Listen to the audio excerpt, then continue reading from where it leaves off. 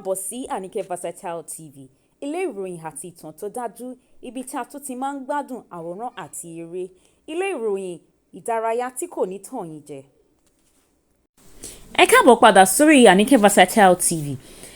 Ǹjẹ́ ti gbọ́ nípa ìṣẹ̀lẹ̀ kàyéfì kan tí ó ṣẹlẹ̀ nílùú Akwa Ibom láàrin lọ́kọláya tí wọ́n ṣẹ̀ṣẹ̀ fẹ́ra wọn tí ò tí ju bíi oṣù mẹ́fà lọ, tí wọ́n ní ìyàwó rẹ̀ dáná sun nípa èdè àìyedè tí ó ṣẹlẹ̀ láàrin wọn. Arákùnrin náà orúkọ rẹ̀ ń jẹ́ Lieutenant Samson Haruna. Dókítà ìlera ni tẹ́lẹ̀ kó tó di pé ó darapọ̀ mọ́ àwọn ológun. Orúkọ ìyàwó rẹ̀ sì ń jẹ́ Obadiah Dalong Samson Haruna. Oníṣẹ̀lẹ̀ yìí ṣẹlẹ̀ ní September ọjọ́ 22 ọdún 2025. Ìṣẹ̀lẹ̀ náà tán ni ó ṣẹlẹ̀ ní ilé wọn ní Wellington Basi Barracks. Nípa pẹ̀lú gbogbo nǹkan tí à ń gbọ́ lórí ẹ̀rọ ayélujára àti ẹ̀rọ amóhùnmáwòrán, ìtàn náà ti yàtọ̀ sí nǹkan tí a ti ń gbọ́ tẹ́lẹ̀, torí ìyàwó náà ti jáde, ó ti sọ̀rọ̀, àti wípé ìfiránṣẹ́ ohùn ìyàwó ó ti jáde o.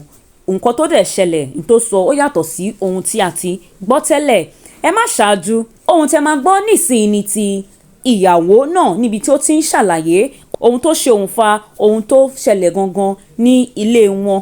Ṣùgbọ́n tó bá jẹ́ ìgbà àkọ́kọ́ lélẹ́yìí tí ẹ̀ ń ṣalábàápàdé fídíò yìí, ẹ jọ̀ọ́ ẹ bá mi láìkì ẹ̀ kí sì bá mi share rẹ̀. Tó bá sì jẹ́ pé ìgbà àkọ́kọ́ lélẹ́yìí tí ẹ̀ ń ṣe alábàápàdé channel yìí, ẹ jọ̀ọ́ ẹ dákun ẹ bá mi subscribe sí channel yìí kí n bá lè tún máa mú àwọn ìròyìn ráńpẹ́ wá sí etí ìgbọ̀yín. Àríjù báyìí lọ lórí ètò tòní. Ó tún di ọjọ́ mi, ọjọ́ rẹ̀. Ire o. 2nd of September, he came and dropped me off from work. His elder brother asked him to pack his things from the room and leave me and frustrate me. When I was frustrated, I'll leave the room. So he bought a new mattress and then he packed to another room, to the store. The store had fuel and other things inside. So while he was packing, he accidentally hit the foil. When he hit the foil poured in the house. So he has been beating me. He has beaten me on so many occasions that I even had miscarriage. So he was threatening me with lighter that he's going to set me ablaze if my parents don't come to carry me. So immediately he said he set me ablaze.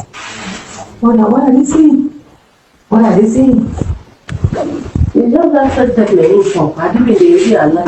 Even though he was crying, he should bring his son. They didn't allow me. Even him, he was begging. He was begging that I should come and see him.